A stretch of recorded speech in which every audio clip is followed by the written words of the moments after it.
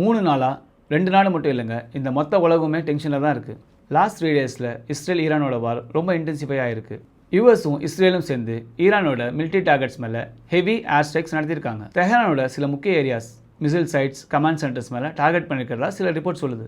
அதுக்கு ரெஸ்பான்ஸாக Israel and யூஎஸோட பேஸை target பண்ணி ஹண்ட்ரட்ஸ் ஆஃப் பேலிஸ்டிக் மிசைல்ஸையும் ட்ரோன்ஸையும் ஈரான் லான்ச் பண்ணியிருக்காங்க. இஸ்ரேல் சைடில் ஏர் டிஃபென்ஸ் சிஸ்டம் கண்டினியூஸாக ஆப்ரேட் ஆகிட்டே இருக்குது. கான்ஃப்ளிக்ட் இப்போ 2 கண்ட்ரிக்கு மட்டும் இல்லைங்க, லெபனானோட பார்டரில் இப்போ டென்ஷன் இன்க்ரீஸ் ஆயிருக்கு. எஸ்பெஷலி ஹிஸ்புல்லாவோட இன்வால்மெண்ட் ஆனதுக்கப்புறம் இன்னும் இந்த சிச்சுவேஷன் காம்ப்ளெக்ஸ் ஆயிருக்கு. சிவிலியன் கேஷுவாலிட்டிஸ் 2 சைடுமே ரிப்போர்ட் ஆயிருக்கு. ஸ்கூல்ஸ் க்ளோஸ் பண்ணியிருக்காங்க, ஃப்ளைட் கேன்சல் ஆயிருக்கு and thousands of peoples displacement face பண்ணிட்டு இருக்காங்க. குளோபல் லெவலில் ஆயில் ரேட் ஃப்ளக்சுவேட் ஆகிட்டு இருக்கு. Especially state of Hormuz surrounding டென்ஷனால சப்ளை கன்சர்ன் ரைஸ் ஆயிருக்கு. ஆஸ் ஆஃப் நவ் அஃபிஷியலாக சீஸ்ஃபயர் எதுவுமே இல்லைங்க. ஸ்ட்ரைக்ஸ் அண்ட் கவுண்டர் ஸ்ட்ரைக்ஸ் மட்டும் தான் நடந்துட்டு இருக்கு. இன்டர்நேஷனல் கம்யூனிட்டி டீஎஸ்கலேஷனுக்கு கால் பண்ணிட்டு இருக்காங்க. இந்த கான்ஃப்ளிக்ட் மிடில் ஈஸ்டோட முடியாமல் குளோபல் பவர்ஸ் இன்வால்மெண்ட்டால் இது பெரிய வாரா மாறுமா? இதுதான் இப்போ உலகம் முழுக்க பார்த்துட்டு இருக்கு. காத்திருப்போம் அப்டேட்ஸ்க்கு.